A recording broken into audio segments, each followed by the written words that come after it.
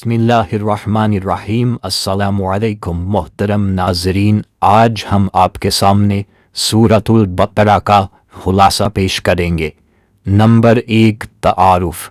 सूरतुल बकरा कुरान की सबसे तवील सूरत है जिसमें हिदायत, शरीयत, अखलाक, तारीख और इंसान की इनफरादी और इज्तमाई ज़िंदगी के तमाम पहलू शामिल हैं। ये मदनी सूरा है और रसूलुल्लाह सल्लल्लाहु अलैहि वसल्लम की मदीना आमद के बाद नाजिल हुई। इस सूरा में ज़िंदगी का मुकम्मल निज़ाम मौजूद है जो इंसान को दुनिया और आखिरत की कामयाबी की तरफ रहनुमाई देता है। नंबर 2, तकवा की बुनियाद। सूरतुल बकरा की इब्तदा ही तकवा से होती है। हुदल लिल मुत्तकीन, यानी ये किताब उन लोगों के लिए हिदायत है जो अल्लाह से डरते हैं। तकवा इंसान के दिल की हालत है जो उसे गुनाहों से बचाती और नेकी की तरफ बढ़ाती है। ये पैगाम हमें याद दिलाता है कि कुरान को समझने के लिए दिल का पाक होना ज़रूरी है। नंबर 3, मोमन, काफिर, मुनाफिक। इब्तदाई आयात में 3 तरह के लोगों का जिक्र है: मोमन, काफिर और मुनाफिक। मोमन वो हैं जो ईमान लाते हैं और अमल करते हैं, काफिर वो हैं जो इनकार करते हैं, और मुनाफिक वो हैं जो ज़ाहिर में ईमान लाए लेकिन दिल से इनकार करे। कुरान हमें इखलास, सच्चाई और अल्लाह से डरने का दर्स देता है। नंबर 4, हज़रत आदम अलैहिस्सलाम की खिलाफत। अल्लाह ने हज़रत आदम अलैहिस्सलाम को ज़मीन पर खलीफा बनाया और फरिश्तों को हुक्म दिया कि सजदा करे। ये वाक़या इंसान की इज़्ज़त और ज़िम्मेदारी को ज़ाहिर करता है।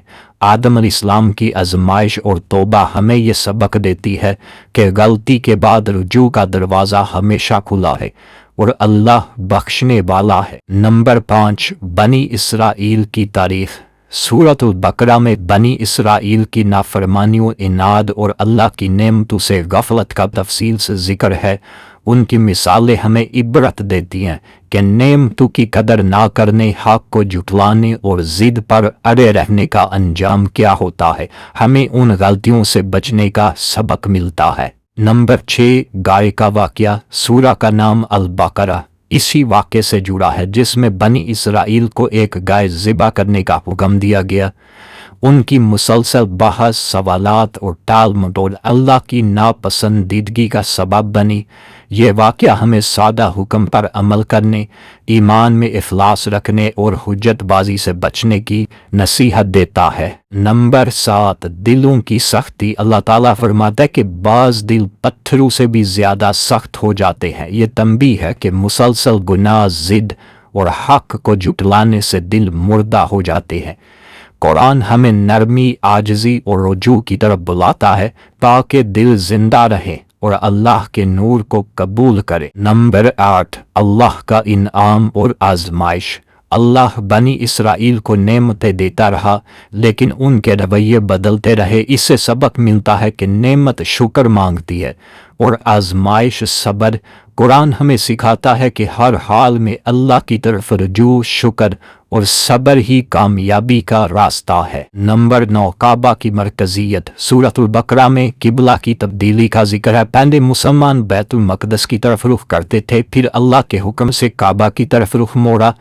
ये हुक्म अल्लाह की इताअत का इम्तिहान था। ये पैगाम है कि अल्लाह के हर हुक्म पर सर तस्लीम हम करना ईमान का तकाजा है। नंबर 10, सब्र और नमाज। वस्ताईनो बिस्सब्रि वस्सलाह। सब्र और नमाज को मदद के लिए ज़रिया बनाओ। ये 2 चीज़ें इंसान की रूहानी ताकत हैं। मुश्किल हालात में यही 2 हथियार इंसान को हारने से बचाते हैं। नमाज अल्लाह से ताल्लुक़ का ज़रिया है और सब्र हालात से लड़ने की कुव्वत अता करता है। नंबर 11, रोज़ा का हुक्म। सूरतुल बकरा में रमज़ान के रोज़े फ़र्ज़ किए गए लअल्लकुम तत्तकून, ताकि तुम मुत्तकी बन जाओ। रोज़ा सिर्फ भूख प्यास नहीं बल्कि रूह की तरबियत है। ये हमें नफ्स पर काबू पाना, अल्लाह से करीब होना और दूसरों के दुख का एहसास दिलाना सिखाता है। नंबर 12, कुरान का नज़ूल। इसी सूरा में रमज़ान और कुरान का ताल्लुक़ बयान हुआ। शहरु रमज़ानल्लज़ी उन्ज़िला फ़ीहिल कुरान। ये महीना हिदायत, रहमत और बख्शिश का मौसम है। قرآن کا نزول انسان کے لیے اندھیروں سے روشنی کی طرف لانے کا ذریعہ ہے۔ نمبر 13 دعا کی قبولیت۔ اللہ فرماتا ہے ادعونی استجب لکم، میرے بندے جب مجھ سے دعا کرے تو میں سننے والا ہوں۔ یہ محبت، قرب اور اللہ کی عنایت کا بیان ہے۔ دعا مومن کا ہتھیار ہے جو ہر تنگی میں اسے سہارا دیتا ہے۔ نمبر 14 مال و دولت کی آزمائش۔ اللہ فرماتا ہے کہ ہم تمہیں خوف، بھوک، مال، جان اور پھلوں کے نقصان سے آزمائیں گے۔ یہ دنیا دارالامتحان ہے، خوشی اور غم دونوں امتحان ہے۔ کامیاب وہی ہے جو ہر حال میں صابر اور شاکر ہو۔ نمبر 15 قصاص اور عدل۔ سورۃ البقرہ میں قتل کے بدلے قتل کا حکم دیا گیا مگر معانی کو بہتر قرار دیا گیا۔ نمبر 15 قصاص اور عدل۔ سورۃ البقرہ میں قتل کے بدلے قتل کا حکم دیا گیا مگر معافی کو بہتر قرار دیا گیا۔ یہ قرآن کا عدل اور رحمت کا توازن ہے۔ معاشرے میں انصاف قائم کرنے اور ظلم سے روکنے کے لیے قصاص کا نظام ضروری ہے۔ نمبر 16 وصیت اور وراثت۔ قرآن نے وصیت اور وراثت کا تفصیلی حکم دیا تاکہ خاندان میں حقوق کی پامالی نہ ہو، ہر وارث کو اس کا حق دیا جائے۔ یہ اللہ کے مقرر کردہ حدود ہے جن کی پاسداری ضروری ہے۔ نمبر 17 قصہ طالوت و جالوت۔ اللہ نے بنی اسرائیل کے لیے طالوت کو بادشاہ بنایا مگر انہوں نے اعتراض کیا۔ جنگ میں تھوڑے سے مومنوں نے جالوت کے لشکر کو ایمان، دعا اور تقوی سے شکست دی۔ یہ قصہ ایمان اور قربانی کی عظیم مثال ہے۔ نمبر 18 آیت الکرسی۔ آیت الکرسی اللہ کی عظمت، قدرت اور علم کی گواہی ہے۔ یہ قرآن کی سب سے عظیم آیت ہے۔ جو اسے پڑھتا ہے وہ اللہ کی حفاظت میں آتا ہے۔ یہ ایمان کو مضبوط کرنے، دل کو سکون دینے اور شیطان سے بچنے کا ذریعہ ہے۔ نمبر 19 دین میں آسانی۔ لا یکلف اللہ نفسا الا وسعها۔ اللہ کسی جان پر اس کی طاقت سے زیادہ بوجھ نہیں ڈالتا۔ یہ آیت امید، آسانی اور اللہ کی شفقت کا پیغام ہے۔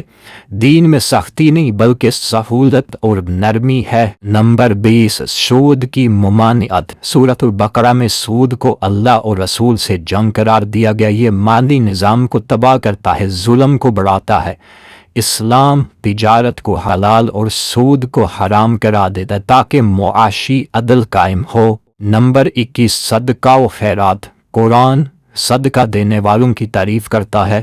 جو پوشیدہ اور اعلانیہ اللہ کی راہ میں دیتے ہیں ان کے لیے بڑا اجر ہے۔ خیرات دل کو نرم، مال کو پاک اور معاشرے کو مضبوط کرتی ہے۔ نمبر 22 فرج کا اخلاق۔ سورہ ہمیں سکھاتی ہے کہ صدقہ دیتے وقت احسان جتا کر یا دل دکھا کر نہ دیا جائے۔ قول معروف و مغفرۃ خیر من صدقۃ یتبعھا اذی۔ نرمی اور معافی ایسے صدقہ سے بہتر ہے جو دل دکھائے۔ نمبر 22 تجارت کا اصول۔ قرآن نے بیع و شرع، تجارت کو جائز اور سود کو ناجائز قرار دیا۔ اس سورہ میں تجارتی معاملات، لین دین، گواہی اور دیانت کی تعلیم دی گئی ہے۔ یہ اصول ایک عادل معاشی نظام کی بنیاد رکھتے ہیں۔ نمبر 24 ایمان کا نچوڑ۔ سورۃ البقرہ ایمان، عمل، اخلاق، قانون اور عبادت کا جامع نصاب ہے۔ یہ ہمیں مکمل مسلمان بنانے کے لیے اللہ کی طرف سے عطا کردہ تحفہ ہے۔ اس میں موجود ہدایت ہر دل کو جھنجھوڑ دیتی ہے۔ نمبر 25 اختتامیہ۔ سورۃ البقرہ کا اختتام ایمان والوں کی دعا پر ہوتا ہے۔ ربنا لا تؤاخذنا۔ یہ دعا ہمیں سکھاتی ہے کہ اللہ سے مدد مانگے، اس کی مغفرت چاہے اور ہمیشہ اس کے در پر جھکے۔ یہ سورت ایمان کی پختگی، زندگی کی رہنمائی اور اللہ کے قرب کا خزانہ ہے۔ اللہ تعالی ہم سب کو قرآن مجید کو سمجھنے اور سمجھ کر اس پر عمل کرنے کی توفیق عطا فرمائے۔ آمین یا رب العالمین۔